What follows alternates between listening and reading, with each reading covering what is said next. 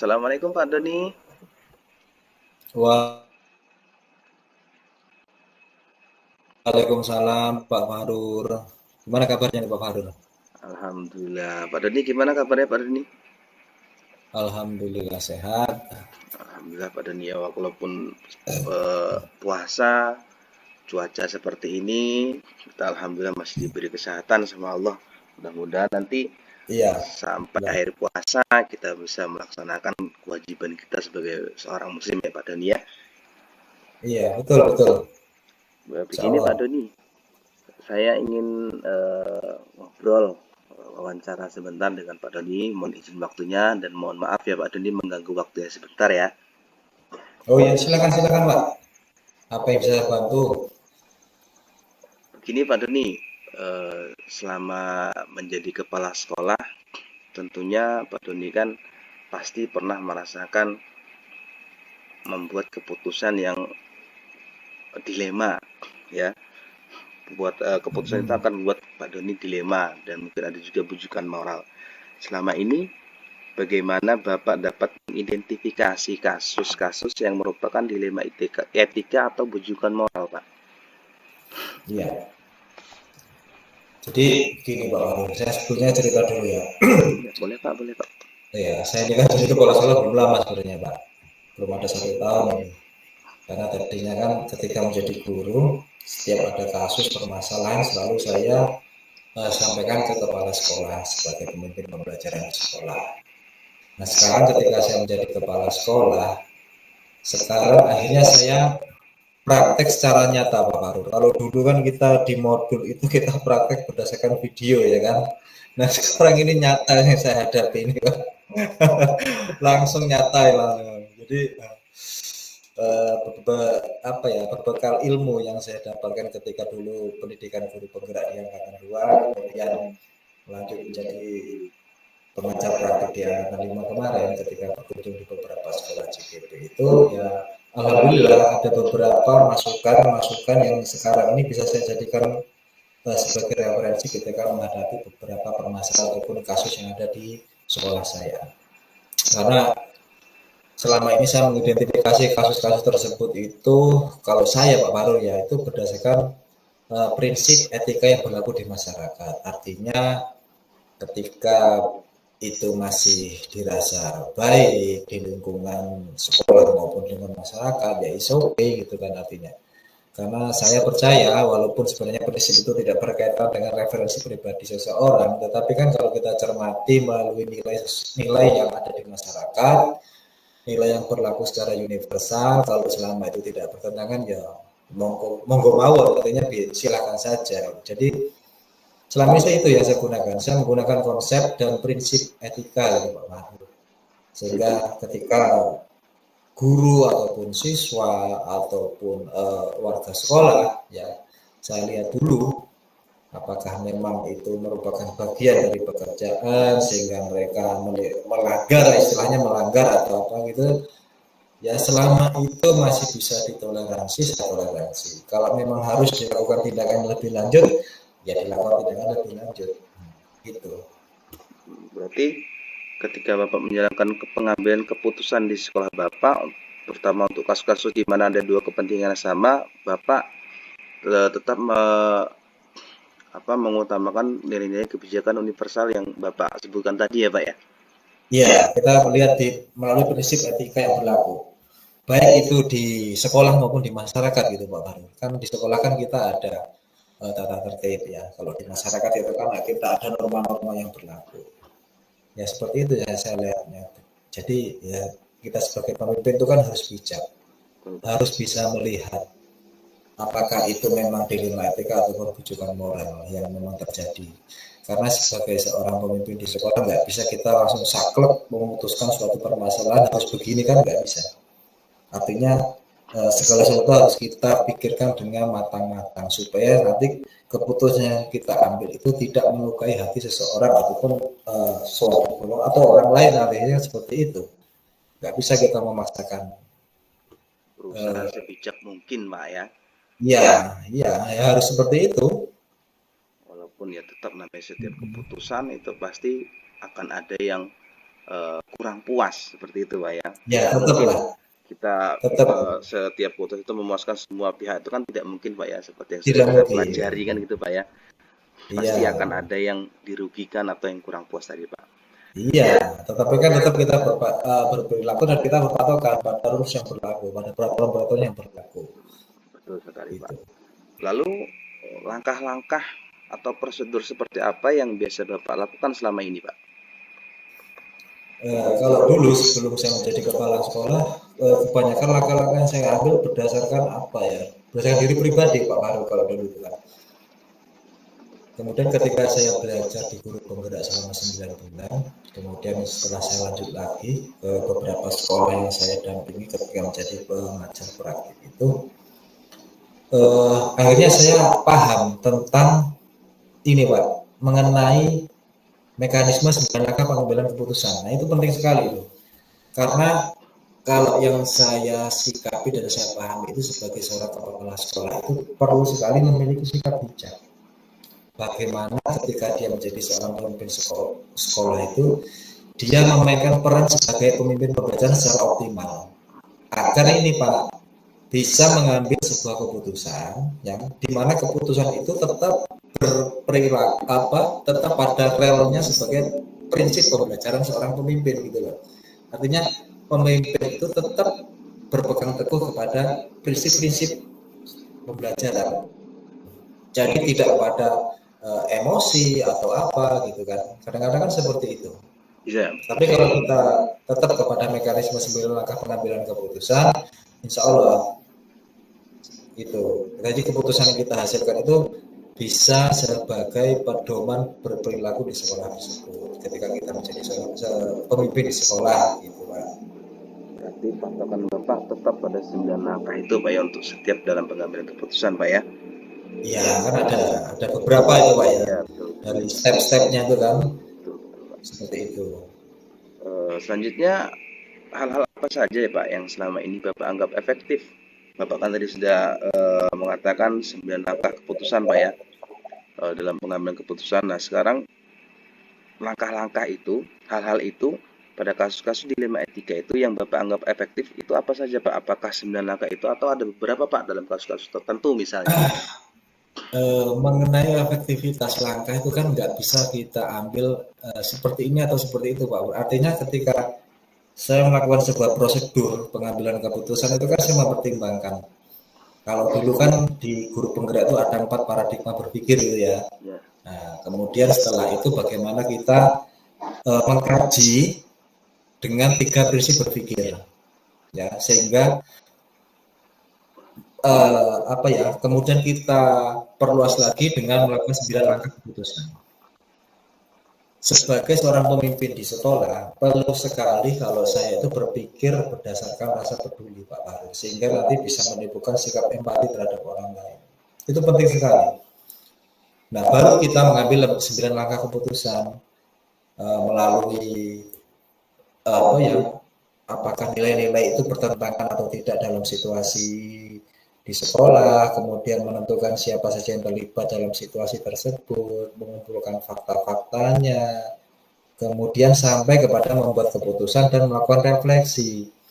Apakah keputusan sudah kita lakukan tadi itu efektif atau tidak, memuaskan orang lain atau tidak, apakah berjalan di rel yang benar atau tidak, gitu. Seperti itu. Nah, sehingga ketika kita sudah melakukan sebuah refleksi, akhirnya kan kemudian kita berpikir Pak, oh ternyata ini kurangnya di sini, ini harusnya begini, ini harusnya melibatkan pihak A, ini harusnya melibatkan pihak B.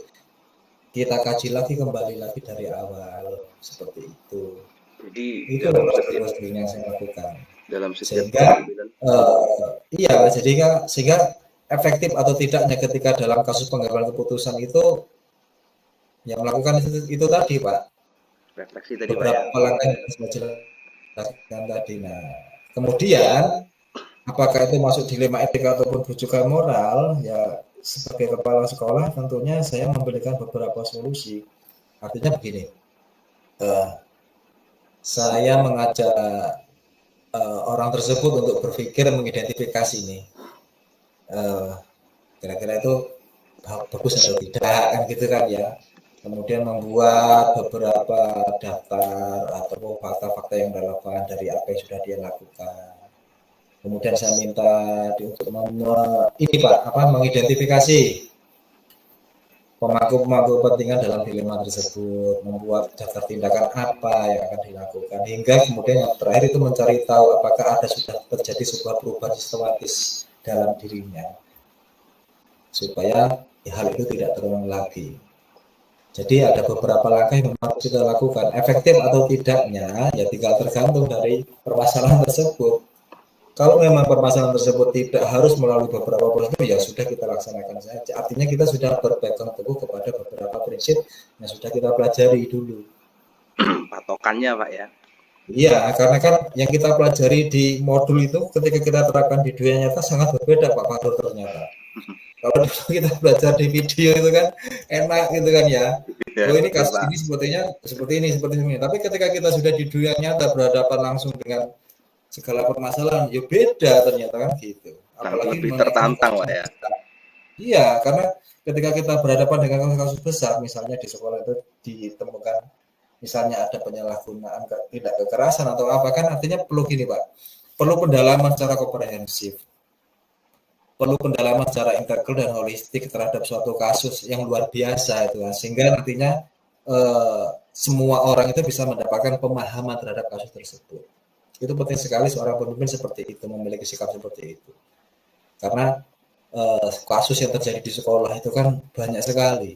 Sehingga kita sebagai pemimpin itu harus pintar memilah dan memilih. Bagaimana kita menentukan sebuah keputusan yang tepat dan bisa memuaskan semua pihak. Paling tidak seperti itu.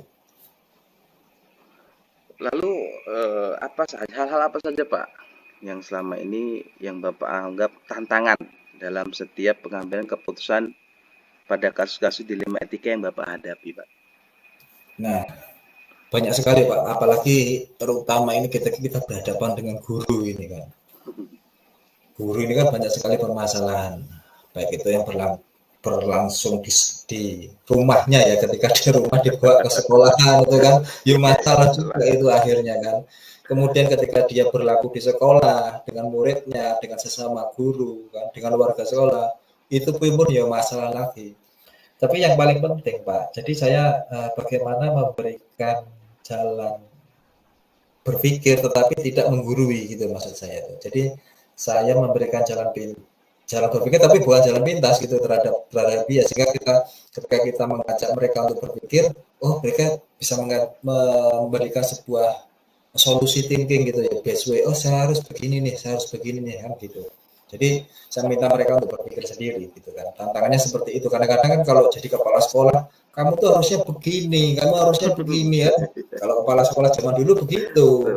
Padahal belum tentu itu cocok dengan apa yang dihadapi guru tersebut ataupun siswa tersebut kan gitu. Jadi saya hindari hal seperti itu. Saya minta mereka berpikir sendiri, kreatif, karena istilahnya seperti itu, supaya mereka bisa mengambil sebuah keputusan yang tepat.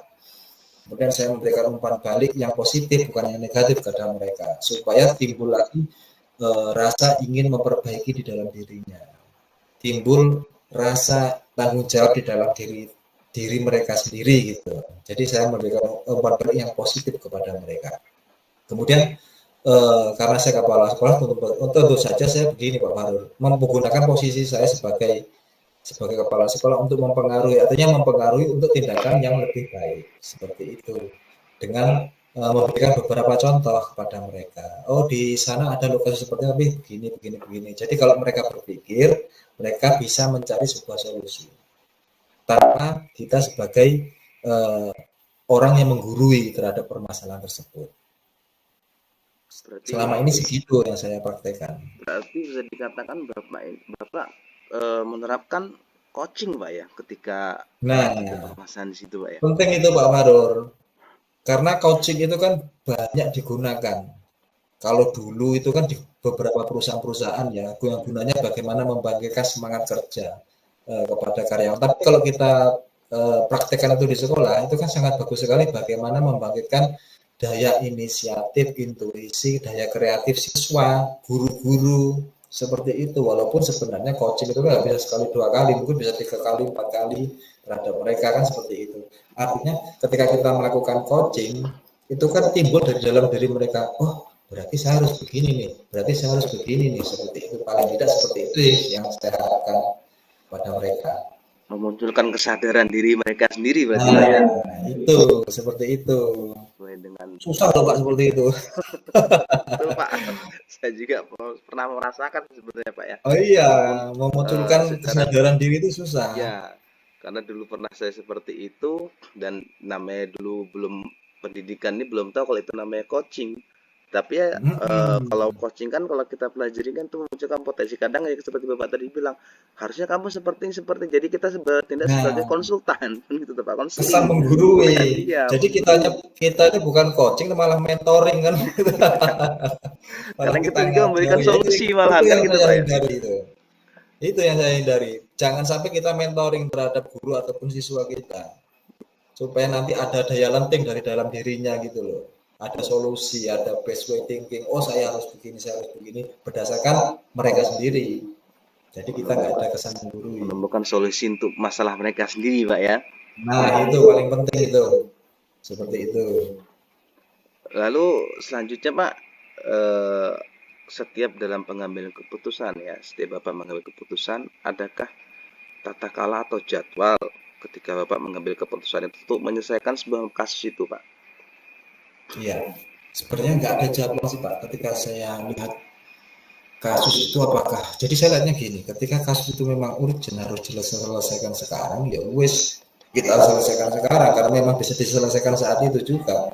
Tapi ketika kasus itu perlu perlu pendalaman, perlu pemahaman, perlu beberapa ya kita laksanakan sesuai dengan prosedur. Kita juga, kalau saya juga gini, kita manfaatkan aset aset yang ada di sekolah. Kan ada 7 modal aset di sekolah itu ya, mulai dari modal manusia, modal sosial, sampai kepada modal agama dan budaya yang terakhir itu ya. Yaitu kita manfaatkan itu sebagai sebuah kekuatan di sekolah.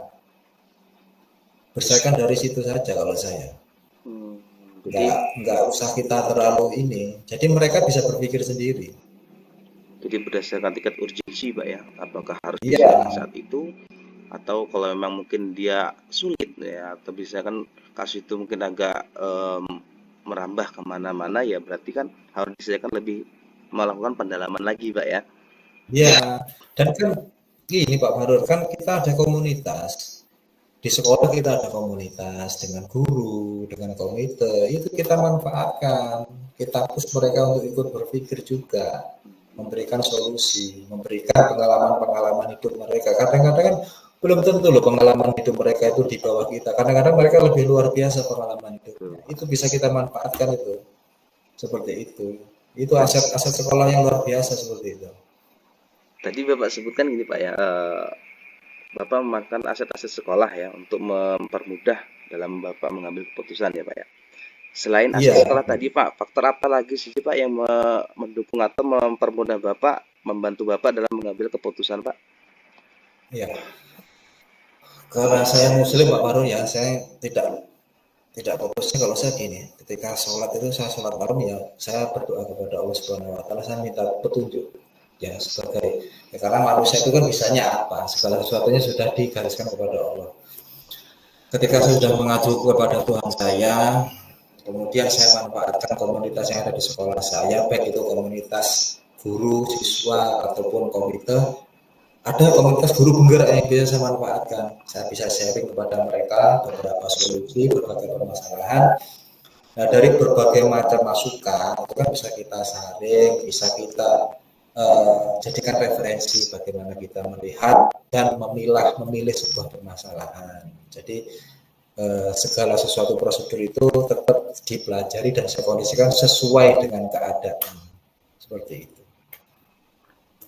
Terakhir Pak ya, dari Iya. semua hal yang Bapak sampaikan tadi ini Pak, kira-kira menurut Bapak pembelajaran apa sih Pak yang dapat Bapak petik dari pengalaman ketika Bapak mengambil sebuah keputusan dilema etika Pak?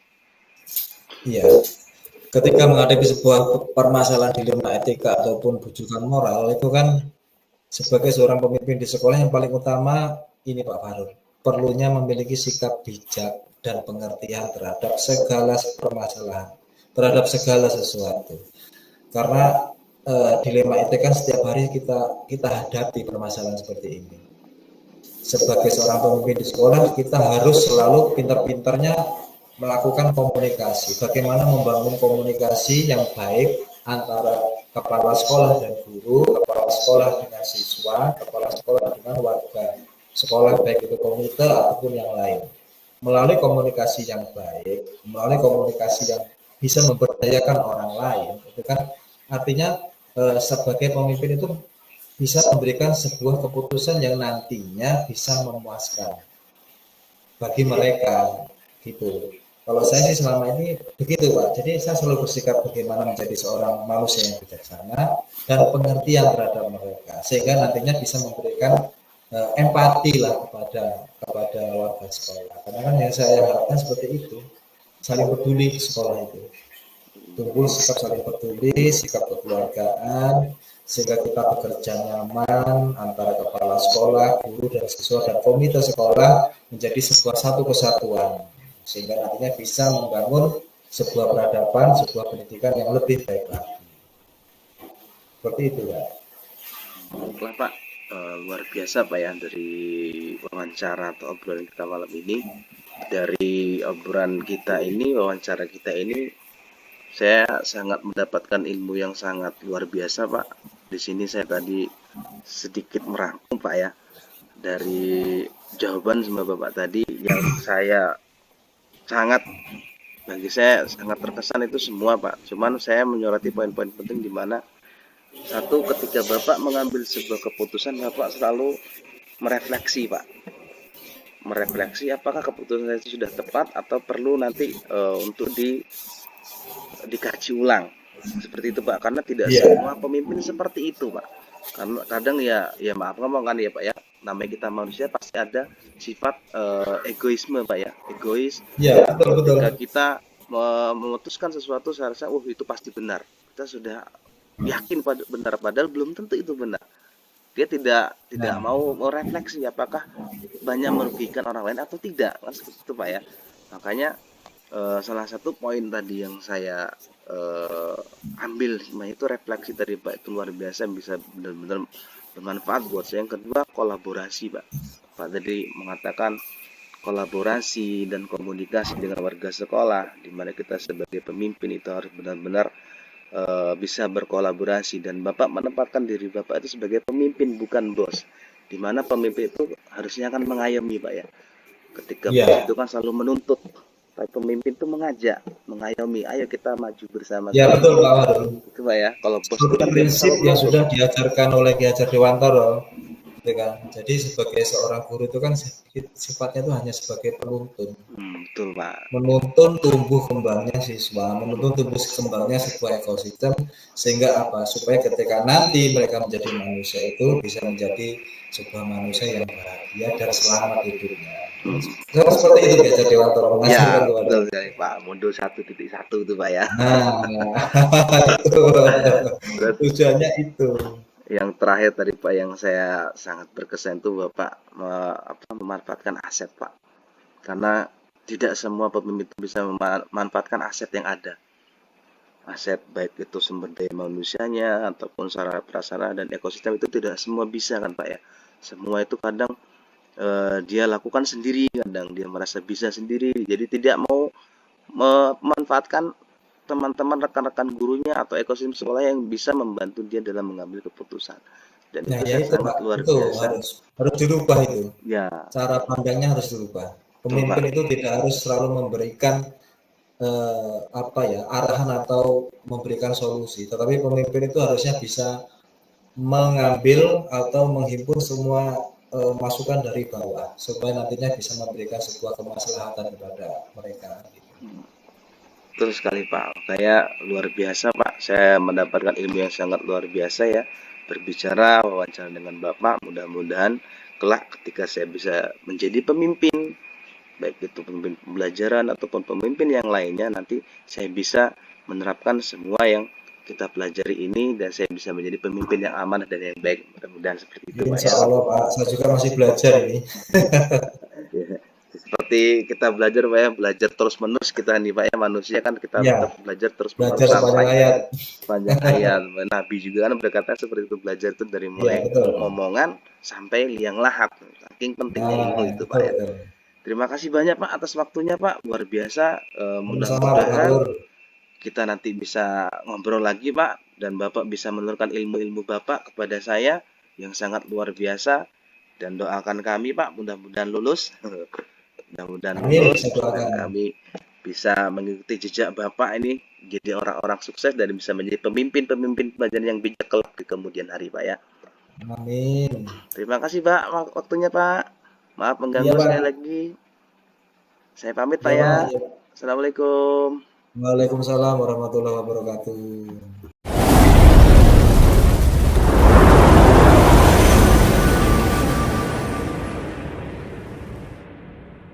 Assalamualaikum warahmatullahi wabarakatuh. Waalaikumsalam warahmatullahi wabarakatuh. Selamat pagi Bapak. Selamat pagi. Bagaimana kabarnya Pak? Sehat Pak? Alhamdulillah sehat hari ini. Alhamdulillah Pak ya. Maaf Pak mengganggu waktu yang sebentar. Ya, Saya ingin melakukan wawancara kepada Bapak tentang dilema Pak, dilema etika. ya, Selama ini tentunya ketika Bapak menjadi kepala sekolah, pasti Bapak pernah mengalami dilema dalam mengambil keputusan. Bagaimana Bapak dapat mengidentifikasi kasus-kasus yang merupakan dilema etika atau pendidikan moral? saya melihat dari sudut pandang moral dan hukum. Apabila kasus tersebut melanggar hukum, maka sudah tentu benar lawan salah. Namun jika masih bisa dikatakan benar lawan benar, berarti masalah tersebut dilema etika. Lalu selama ini bagaimana Bapak menjalankan keputusan di sekolah Bapak, terutama untuk kasus-kasus di mana ada dua kepentingan yang sama-sama benar atau sama-sama mengandung nilai kebajikan? Dalam mengambil keputusan, tentu saya akan melakukan identifikasi terlebih dahulu, dan saya akan mempertimbangkan dengan baik-baiknya. Mungkin dalam mengambil keputusan itu harus kita ambil langkah yang terbaik. Lalu langkah-langkah atau prosedur seperti apa yang biasa Bapak lakukan selama ini Pak? Langkah-langkah yang saya ambil selama ini, pertama, mengetahui nilai apa yang bertentangan dengan kasus ini. Yang kedua, menentukan siapa saja yang terlibat. Yang ketiga, mengumpulkan fakta-fakta yang relevan. Yang keempat, membuat keputusan. Yang terakhir, saya akan merefleksikan apakah keputusan saya itu sudah tepat. Pak, selanjutnya Pak, hal apa saja yang selama ini Bapak anggap efektif dalam pengambilan keputusan pada kasus-kasus dilema etika Pak? Hal-hal yang saya efektif, ini saja. Pertama, saya akan melakukan identifikasi dan menganalisis masalah. Yang kedua, mengumpulkan fakta yang relevan. Yang ketiga, membuat keputusan yang terbaik. Lalu hal apa saja yang selama ini merupakan tantangan dalam pengambilan keputusan pada kasus-kasus dilema etika Bapak? Tantangan dalam memutuskan misalnya adalah ketika sebuah keputusan tidak bisa memuaskan semua orang, dan saya harus memutuskan yang terbaik dari yang baik. Mungkin itu. Lalu Pak, apakah Bapak memiliki sebuah tata cara atau jadwal tertentu dalam sebuah penyelesaian kasus dilema etika? Apakah Bapak langsung menyelesaikan di tempat atau memiliki sebuah jadwal untuk menyelesaikannya? Bentuk atau prosedur seperti apa yang Bapak jalankan? Untuk memutuskan masalah, setelah saya identifikasi apabila masalah itu kita langsung diselesaikan, maka akan langsung saya selesaikan. Namun apabila masalah itu sulit, maka akan saya telaah lebih dalam lagi sebelum saya mengambil keputusan. Lalu adakah seseorang Pak atau faktor-faktor apa yang selama ini mempermudah atau membantu Bapak dalam mengambil keputusan dalam kasus-kasus dilema etika? Menurut saya mengenai faktor-faktor yang ada Pak, adalah dengan adanya komunitas di sekolah sehingga dapat memberikan saran kepada saya dalam mengambil keputusan. Oke Pak, terakhir Bapak ya. Iya ya. Dari semua hal yang telah Bapak sampaikan, pembelajaran apa yang dapat Bapak petik dari pengalaman Bapak mengambil keputusan dilema etika? Nah, pelajaran yang dapat saya petik, saya ambil adalah dalam mengambil keputusan tentu saya harus hati-hati dan lebih bijak lagi sehingga dalam mengambil keputusan saya bisa memberikan keputusan yang terbaik. Oke, Pak, terima kasih Pak untuk waktunya yang Bapak luangkan kepada saya. Mudah-mudahan ilmu yang Bapak luangkan kepada saya itu bisa berguna buat saya, yang pasti sangat berharga buat saya Pak dalam untuk kedepannya ketika saya mengalami dilema etika dan saya harus mengambil sebuah keputusan. Terima kasih Bapak ya. Ya. Assalamualaikum warahmatullahi wabarakatuh. Waalaikumsalam warahmatullahi wabarakatuh.